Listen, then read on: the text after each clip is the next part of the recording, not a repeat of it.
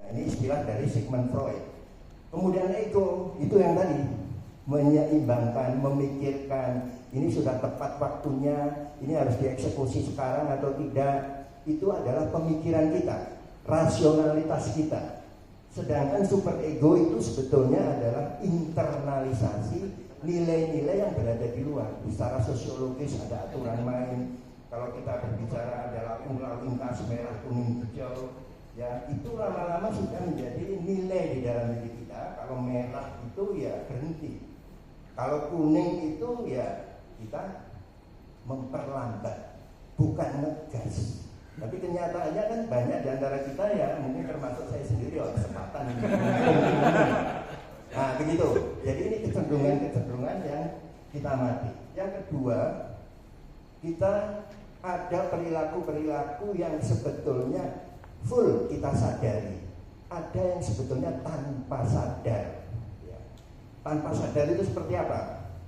Kalau kita misalnya psikologi disuruh gambar orang, ada cerita-cerita suruh meneruskan cerita, itu sebetulnya tanpa sadar itu menceritakan dirinya sendiri. Kenapa? Karena yang paling dekat ya informasi tentang diri.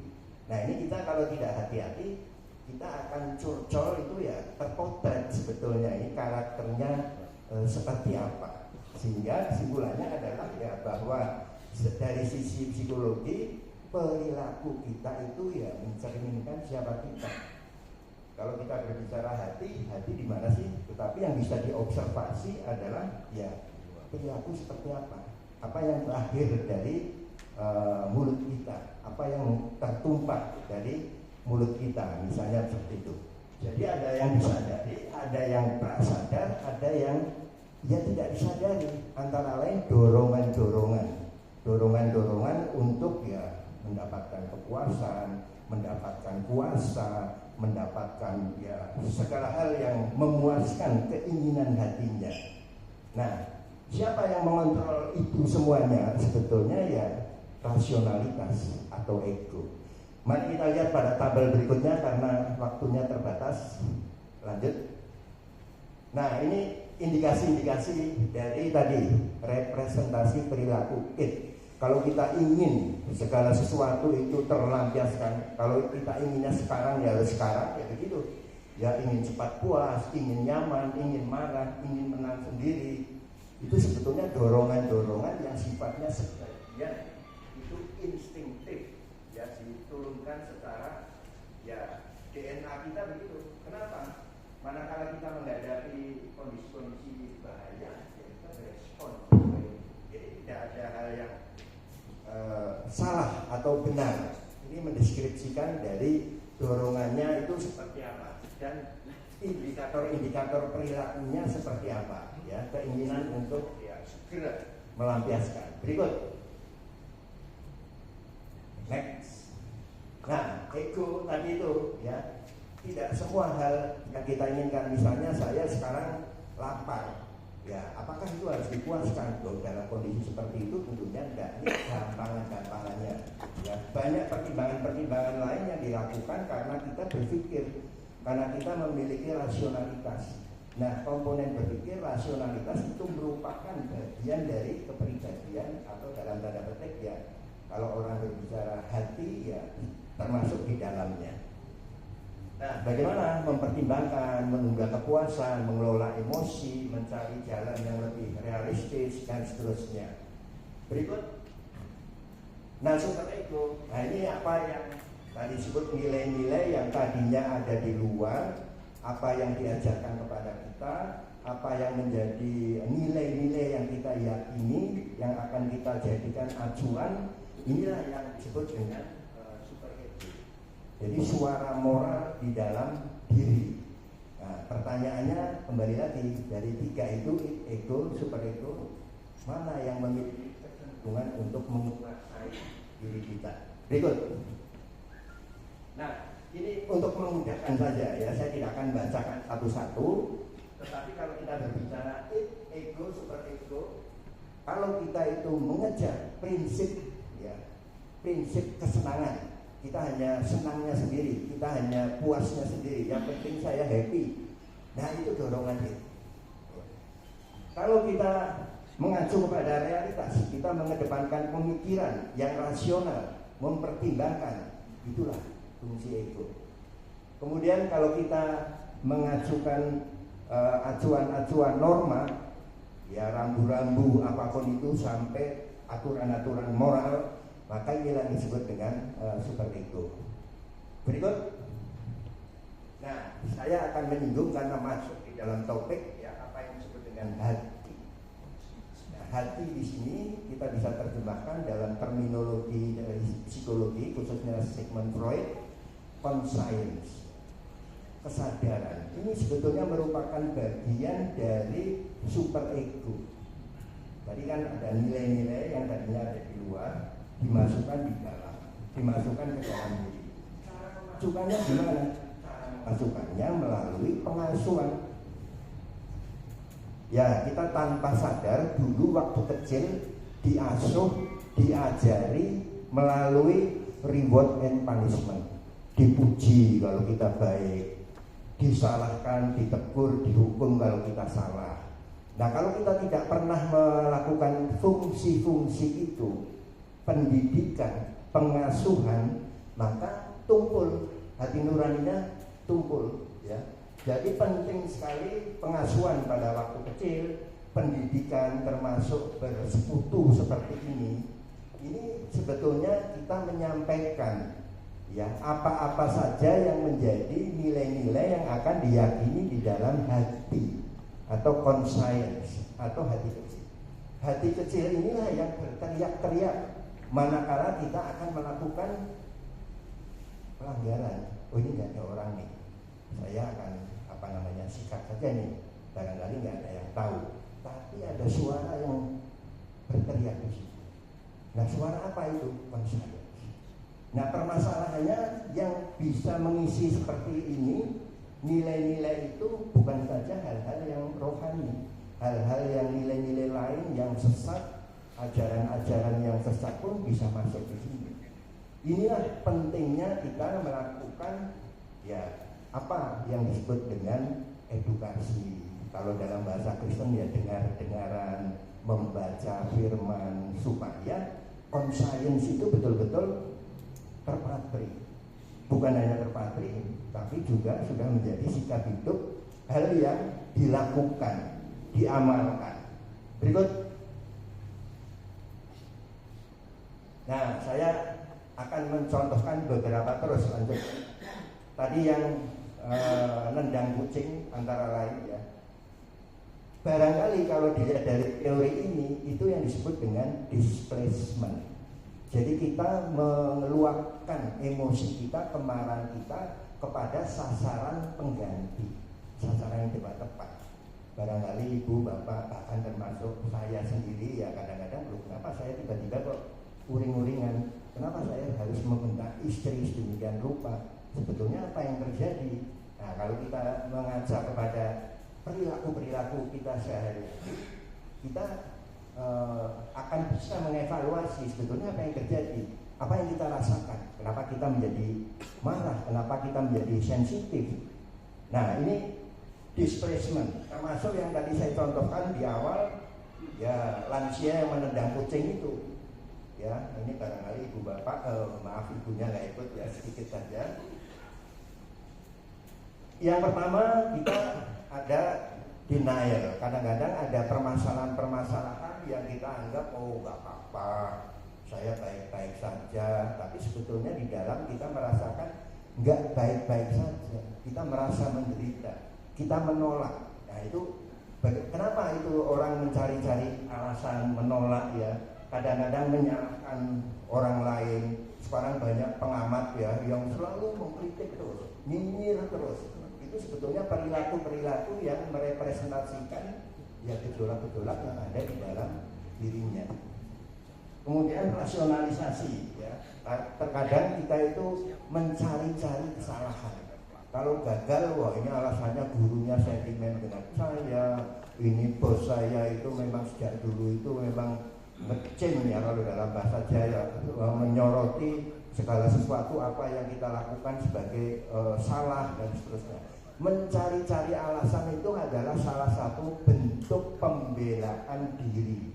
Nah, pribadi yang sehat tentunya ya tidak membela-bela seperti itu, tidak mencari-cari alasan, menerima saja apa yang memang kalau itu dievaluasi secara objektif. Kalau kita salah ya kita akui salah, kalau kita berdosa ya bertobat dan seterusnya. Berikut. Nah, tips untuk menjadi pribadi yang sehat itu seperti apa? Ya, antara lain dari momen ini kita diajak mengenal diri. Dorongan-dorongan kita itu diwarnai kecenderungannya oleh dorongan-dorongan seperti apa? Apakah super ego yang menonjol? Apakah justru sebaliknya dorongan-dorongan kita, pemuasan pribadi yang menonjol, atau seperti apa? Tidak dikuasai dorongan, menerima diri, mengembangkan ego dewasa, dan membangun relasi yang sehat. Orang sehat dan tidak sehat itu bisa dikenali apakah dia berrelasi dengan baik, apakah dia menyesuaikan diri dengan lingkungannya dengan baik. Kalau dalam bahasa gereja ya ikut persekutuan atau tidak ikut. Ya walaupun ini kena pada diri saya sendiri, loh kamu kok nggak ikut persekutuan. Nah itu termasuk koleksi. Ya salah satunya antara lain itu. Tapi kalau orang mengurung diri, menarik diri, tidak bersosialisasi, itu sudah bisa dipastikan bahwa itu kurang sehat dibandingkan mereka-mereka yang bisa menjalin relasi dengan orang lain. Poinnya di situ. Berikut.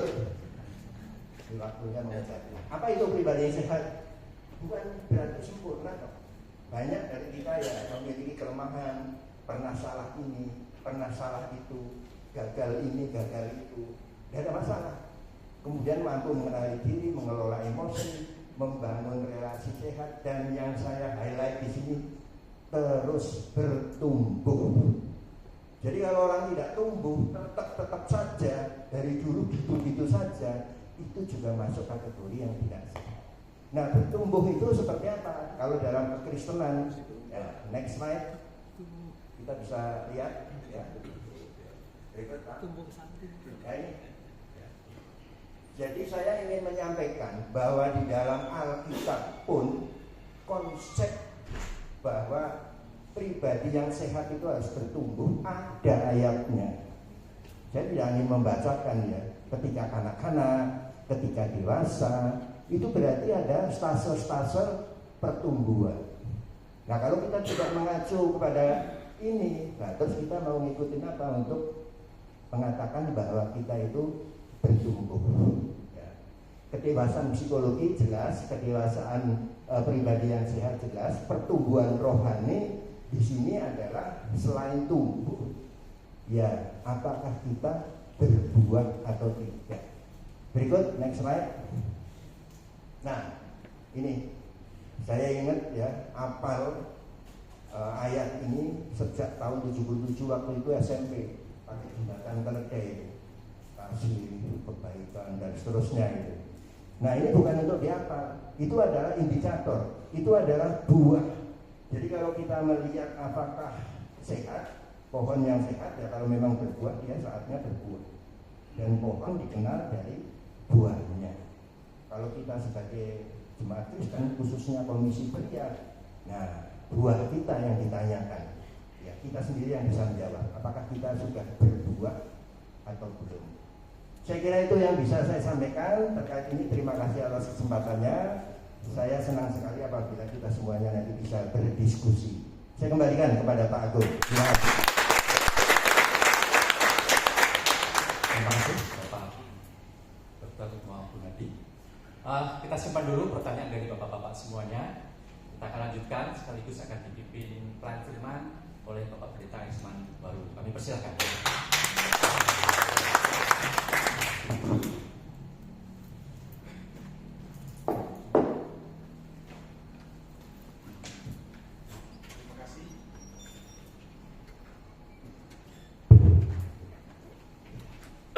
Pencerahan yang luar biasa dari sisi psikologi. Kita telah menerima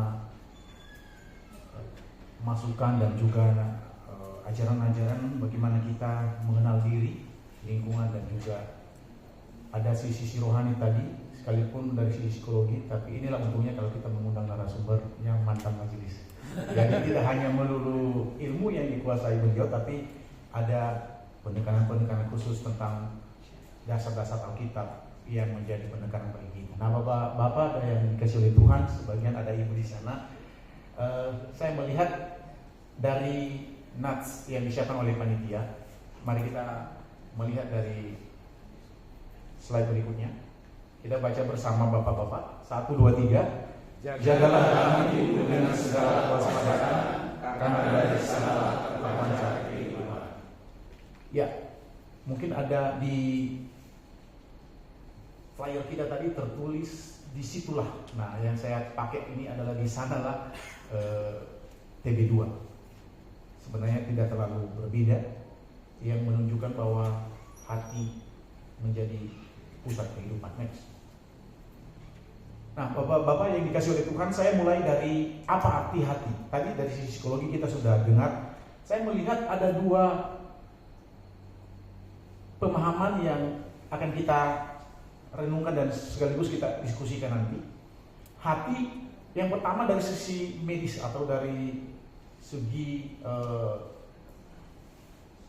organ-organ tubuh. Dikatakan di sana bahwa organ tubuh yang terbesar yang ada dalam tubuh manusia itu terletak di sisi kanan atas rongga perut. Mungkin kalau ada dokter atau ilmu-ilmu kesehatan yang ada di sini mungkin lebih paham itu, di mana memiliki fungsi sistem ekskresi, penyimpanan nutrisi, detoksifikasi yang menghancurkan racun dan senyawa yang berbahaya dalam tubuh, kemudian sebagai produksi empedu. Sehingga hati ini dari sisi organ tubuh merupakan organ yang sangat vital. Dikatakan kalau misalnya hati kita rusak atau bermasalah, dia lebih besar pengaruhnya dibandingkan dengan ginjal. Kalau bapak-bapak melihat ginjal rusak masih bisa diganti, tapi hati sangat jarang kita kenal ada penggantian hati. Tapi bila mana itu pun terjadi, sedikit yang berhasil.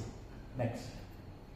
Nah, saya melihat dari sisi bahasa asli dari Ibrani yang dicatat dalam Alkitab Perjanjian Lama menggunakan kata lev atau lev yang artinya perasaan, kehendak, dan cara berpikir.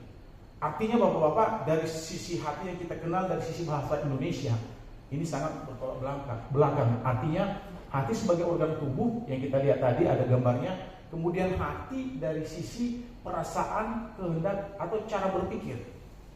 Nah, apa yang disampaikan oleh Bapak moderator tadi, memang kami pernah belajar juga psikologi. Tadi Bapak narasumber tadi menanyakan, saya pernah belajar psikologi di Jogja di Universitas Mercubuana. Hanya saja kami mengambil sainsnya, bukan psikolognya seperti narasumber pertama. Nah, kami pernah belajar berkata bahwa hati itu adalah dasar dari perilaku. Apa yang ada dalam hati akan tertransfer melalui pikiran, dan apa yang kita pikirkan secara terus-menerus tanpa kita sadari akan keluar dari perkataan kita, dan apa yang kita katakan secara berulang-ulang dan secara terus-menerus itu akan menjadi tindakan kita, dan yang menjadi tindakan kita itu akan menjadi habit, akan menjadi kebiasaan kita. Sehingga kalau misalnya kita terlihat suka menyanyi, suka membaca firman Tuhan, suka berolahraga dan sebagainya, itu sebenarnya asalnya dari hati, karena memang asalnya dari pusat kehidupan itu. Nah, dari dua hal ini muncul reaksi dan respon. Mungkin bapak-bapak kita bisa melihat kalau reaksi itu adalah sesuatu hal yang spontan yang kita perlihatkan dari kejadian-kejadian yang terjadi di sekitar kita. Ketika kita dipanggil, kita menjawab dengan spontan, mungkin itu. Tapi kalau kita berpikir dulu, kita menganalisa apa maksudnya, itu respon. Artinya dihasilkan setelah kita berpikir atau menganalisa. Nah, next. Saya kembali ke dasar Alkitab yang dikatakan di dalam Amsal pasal 4 ayat 23 itu, jagalah hatimu dengan segala kewaspadaan, karena dari sanalah terpancar kehidupan. Yang menulis ini adalah Raja Salomo, yang kita kenal dalam satu raja-raja.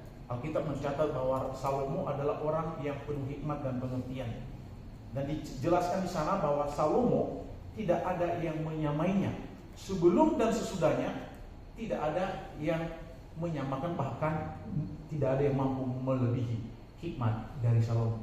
Sehingga kalau Salomo dalam Amsal ini dia memberikan nasihat kepada kita Bapak Komisi Pria hari ini, jagalah hati karena dari sana terpancar kehidupan, adalah karena ia memang punya kapasitas, ia punya hikmat yang luar biasa yang telah Tuhan anugerahkan baginya.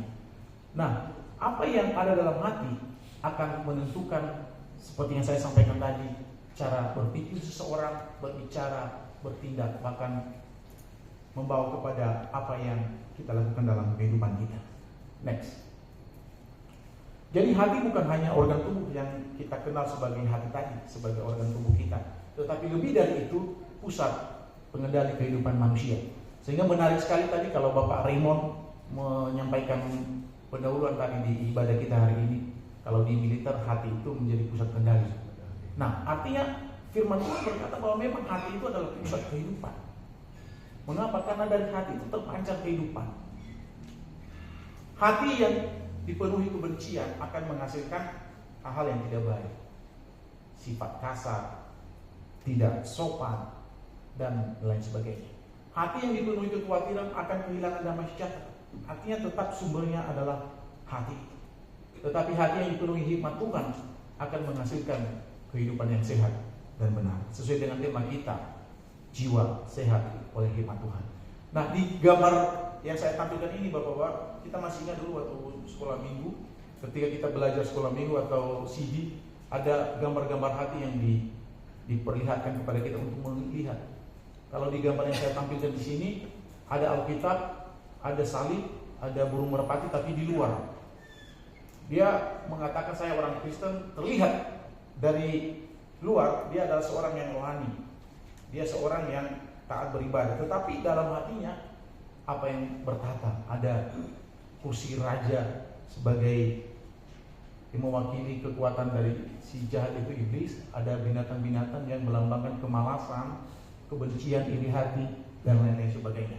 Artinya bahwa benar kata firman Tuhan ketika ia berbicara kepada umat Israel, bahwa bangsa ini memuji aku dengan bibirnya, menyembah aku dengan mulutnya, tetapi hati mereka jauh daripadaku.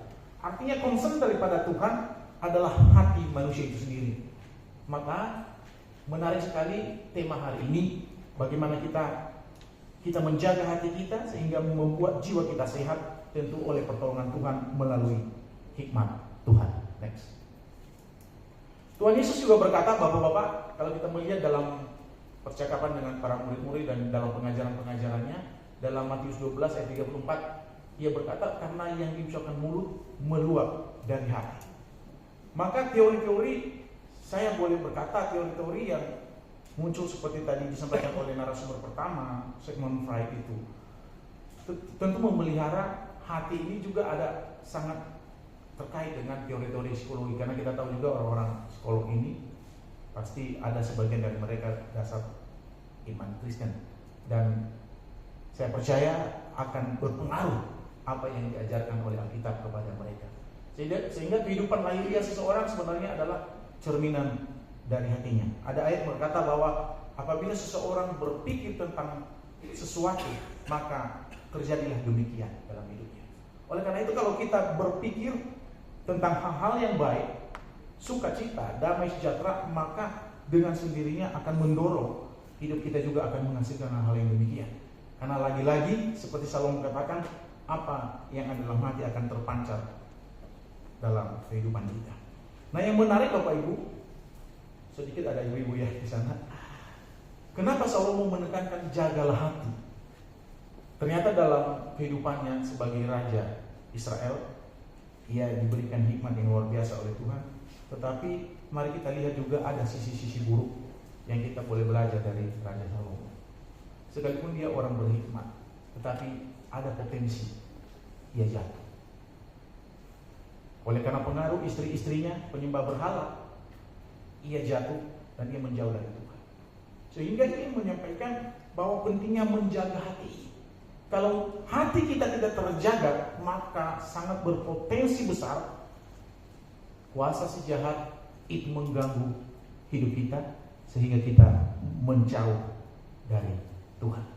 Next. Karena 15 menit saya percepat. Nah, ini yang harus kita hati-hati. Serangan terhadap hati kita itu biasanya apa yang terjadi dalam kehidupan kita sehari-hari. Yang disampaikan oleh narasumber pertama tadi bahwa kehidupan kita sekarang ini sedang tidak baik-baik saja. Dan itu kita harus akui. Dari stabilitas nasional kita terganggu, pemerintah kita sekarang ini terlalu banyak kritik yang memperlihatkan ketidakpuasan dari kebijakan-kebijakan yang ada. Tekanan hidup, susah mencari pekerjaan, susah mencari keadilan, kesehatan, dan lain sebagainya. Sering membuat kita cepat marah apabila ada hal-hal yang kita tidak senang, tidak sesuai dengan pendapat kita, tidak ada dukungan dari pendapat kita. Kita marah dan adanya kekhawatiran. Besok saya harus bagaimana? Minggu depan seperti apa? Apalagi kita sebagai orang tua, kita kebanyakan di sini sudah berkeluarga, sudah punya anak-anak, dan tentu ini juga yang sedang kita alami. Bagaimana anak-anak kita ke depan? Pendidikan mereka, apakah mereka mampu nggak meraih cita-cita mereka yang kita inginkan mereka boleh raih dalam pendidikan mereka, dalam masa depan mereka? Ada ego, ada dosa yang tersembunyi yang mungkin kita berpikir tidak ada satupun yang tahu. Ada kaitannya dari teori ego dan super ego tadi yang disampaikan oleh narasumber pertama. Dan kemudian yang paling fatal dari tantangan-tantangan yang ada saat ini adalah godaan dunia digital, di mana segala sesuatu ada di benda yang kecil yang ada di tangan kita. Anak-anak kita sekarang sulit untuk dilarang. Kalau kita tidak mulai dari usia mereka sejak dini, dari sejak kecil, maka mereka akan terbawa. Nah, Bapak-bapak yang dikasih oleh Tuhan, sekali lagi Matius 19 ayat 19 berkata, karena dari hati timbul segala pikiran jahat. Yang saya mau sampaikan kepada kita, bahwa hati yang sama, apabila kita tidak jaga, maka akan mengeluarkan juga hal-hal yang jahat.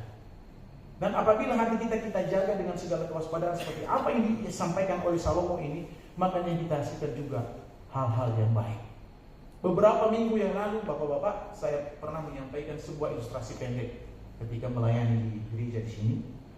Hati kita ini kita bisa ibaratkan seperti dua ekor anjing. Katakanlah anjing putih dan anjing hitam. Ketika keduanya kita kasih makan sama-sama, mungkin mereka sama-sama kuat menggonggong kalau ada orang, kemudian bisa dilatih dengan apa yang kita harapkan. Tetapi kita coba, katakanlah satu ekor ini, yang hitam ini kita kunci, kita kurung, lalu yang lain, yang putih tadi kita kasih makan selama seminggu, maka tentu kalau kita pertemukan kedua ekor ini, pasti ada perbedaan kekuatannya.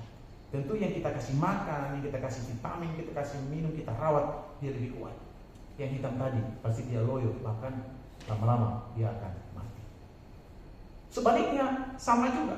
Ketika yang anjing hitam ini kita keluarkan dari kurungan, lalu yang putih itu kita kurung berhari-hari, lalu kita kasih makan yang hitam, yang kuat pasti akan terlihat anjing yang hitam.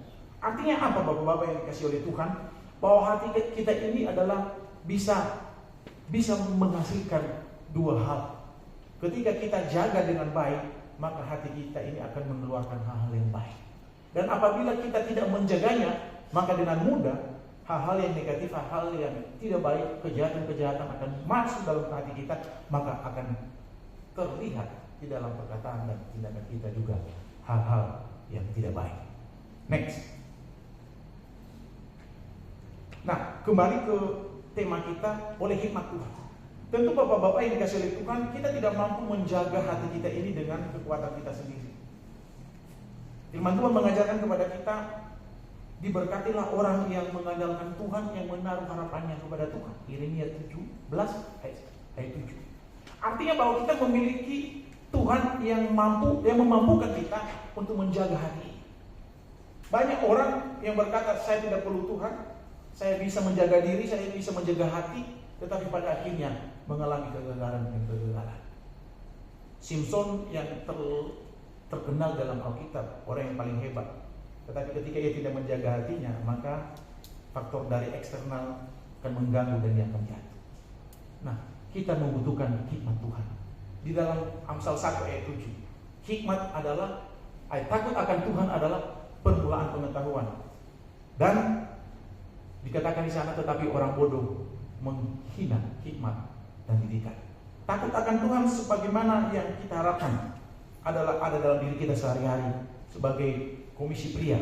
Hari ini kita meninggalkan aktivitas kita di luar sana.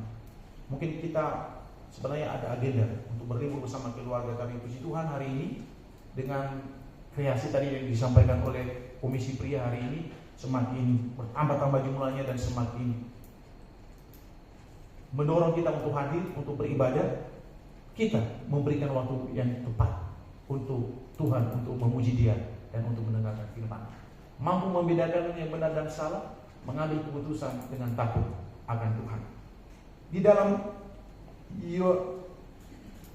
Yakobus pasal 1 ayat 2-8 dikatakan di sana, apabila ada yang kekurangan hikmat, baiklah ia memintanya kepada Tuhan.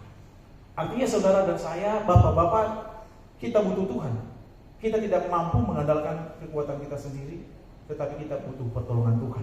Hikmat Tuhanlah yang akan memampukan kita untuk menghalau hal-hal yang dari luar untuk merusak hati kita. Jagalah hatimu, artinya kita butuh kekuatan yang besar untuk menjaga hati kita tetap tertuju kepada Tuhan. Next. Nah, karena komisi pria ya termasuk kita hari ini, kita diajak untuk memiliki hikmat. Kita harus menjaga untuk tidak mudah emosi, bijaksana dalam perkataan, kuat menghadapi tekanan, tetap setia kepada Tuhan. Di mana di dalam Amsal 9:10 tadi dikatakan permulaan hikmat adalah takut akan Tuhan. Nah, hati bapak-bapak, kalau kita melihat dari sejarah mula manusia diciptakan oleh Allah, dosa itu pertama sekali terjadi di Taman Eden ketika Adam dan Hawa tidak taat kepada Tuhan. Dan kalau kita lihat proses kejatuhan Hawa kemudian Adam ini adalah mulai dari hati mereka yang diganggu oleh iblis melalui ular yang menyamar. Kemudian berikutnya terjadi peristiwa pembunuhan bersaudara Kain dan Habel. Bagaimana Kain dengan berani membunuh adiknya sendiri? Itu mulai dari hati yang tidak terjaga. Alkitab mencatat karena iri hati maka Kain membunuh adiknya. Artinya benar-benar hati yang menjadi sumber dari segala kejahatan. Next. Bagaimana menjaga hati? Tadi sudah disampaikan juga oleh Bapak Marsma Purnawirawan Sukmo. Nah, mari kita belajar bagaimana kita menjaga hati, membaca dan merenungkan firman Tuhan seperti yang kita lakukan hari ini. Dalam kehidupan kita sebagai keluarga-keluarga Kristen, jangan pernah lupa bersekutu bersama dengan keluarga, suami istri dan anak-anak, memperkatakan firman Tuhan dan merenungkannya. Jaga pikiran dan mata, karena apa yang terlihat dengan mata kita juga akan turun dalam hati, dan itu juga akan berpotensi untuk merusak hati kita apabila kita tidak melibatkan Tuhan di dalamnya. Kehidupan doa terus kita miliki, kemudian belajar mengampuni. Kenapa ini saya sampaikan belajar mengampuni ini, Bapak Ibu, Bapak-bapak yang dikasihi oleh Tuhan? Karena orang yang mengatakan aku mengasihi, kalau ia tidak mampu mengampuni, maka kasih itu sebenarnya hanya sebuah slogan. Kenapa? Karena Allah sendiri dalam Yesus Kristus memberikan teladan yang baik. Bagaimana Yesus Kristus yang menjadi teladan yang baik bagi kita, ketika ia disalibkan, ia mampu mengampuni orang-orang yang menjadikan dia. Ketika ia berkata, ya Bapa, ampunilah mereka, sebab mereka tidak tahu apa yang mereka perbuat. Kemudian hidup dalam komunitas rohani. Bukan hanya Bapak Sukmo dan juga Bapak Agung, saya juga sebagai pendeta kadang-kadang kalau ada kegiatan yang lain juga jarang ikut komisi pria. Tapi setelah ada kegiatan-kegiatan seperti ini, ada interaksi membuat kita untuk ada kerinduan untuk hidup dalam komunitas. Kenapa iman kita ini bertumbuh? Apabila kita selalu ada interaksi komunitas yang hidup satu dengan yang lain. Kalau kita menyendiri, ada efek tadi yang tidak mau mengunci diri, tidak mau bergaul, tidak mau berrelasi dan berinteraksi dengan orang lain, maka itu menjadi sesuatu hal yang tidak baik untuk pertumbuhan iman kita. Kalau kita bertumbuh, tidak hanya daun-daunnya tadi, saya kutip tadi Bapak Sukmo berkata, maka tentunya kita harus menghasilkan buah. Buah-buah yang kita hasilkan itulah yang menjadi tanda bahwa hidup kita ada di dalam kasih Tuhan. Next. Bapak-bapak yang dikasih oleh Tuhan, saya melihat kembali proses bagaimana Allah memilih raja kedua Israel. Ketika Samuel memilih dari anak-anak Israel beberapa orang-orang yang gagah, yang ganteng, yang mungkin secara kasat mata mereka lah yang lebih cocok menjadi raja. Tetapi apa kata Tuhan? Manusia melihat apa yang ada di depan mata, tetapi Tuhan melihat hati. Hati kita lah yang dilihat oleh Tuhan. Jangan kita berpikir, wah saya penampilannya sederhana, saya status sosialnya tidak sama seperti mereka, saya tidak memiliki kemampuan seperti apa yang mereka miliki. Tidak, Bapak-Bapak yang dikasih oleh Tuhan. Mari kita tetap memiliki pemahaman bahwa Tuhan melihat hati kita. Mari kita lihat bahwa hati yang baik akan mampu melihat Allah. Bagaimana dikatakan dalam khotbah Yesus di dalam Matius pasal 5 ayat 8. Berbahagialah orang yang suci hatinya, karena mereka lah yang akan melihat Allah. Artinya hati lagi yang menjadi dasar, yang menjadi basic. Bukan karena kita rajin gereja berbuat yang baik, tidak, tetapi hati kita yang menjadi dasar. Kemudian kita perlu menjaga hati kita dengan sungguh-sungguh. Sebab apa yang dikeluarkan dari hati akan menentukan apa yang ada dalam pikiran kita. Yang ada dalam pikiran kita akan keluar dari perkataan. Dan apa yang sering kita perkatakan terlihat dalam perbuatan dan tindakan kita. Sehingga akan menjadi keputusan-keputusan kita, menjadi habit kita, menjadi karakter kita di dalam menjalani hidup di dunia ini. Terakhir, saya mengajak Komisi Pria untuk membaca bagian ini sebagai penutup dari materi saya sebelum kita masuk dalam interaksi. 1, 2, 3. Ketika hati dijaga oleh hikmat Tuhan, jiwa akan tetap sehat, hidup menjadi terarah, dan nama Tuhan termuliakan melalui seluruh kehidupan kita. Demikian Bapak-Bapak yang dikasihi oleh Tuhan, kiranya diskusi kita nanti akan berjalan baik. Ada banyak hal-hal yang perlu kita pertanyakan dan kita diskusikan bersama untuk mempertumbuh iman kita agar menghasilkan buah yang matang. Tuhan Yesus memberkati. Saya kembalikan ke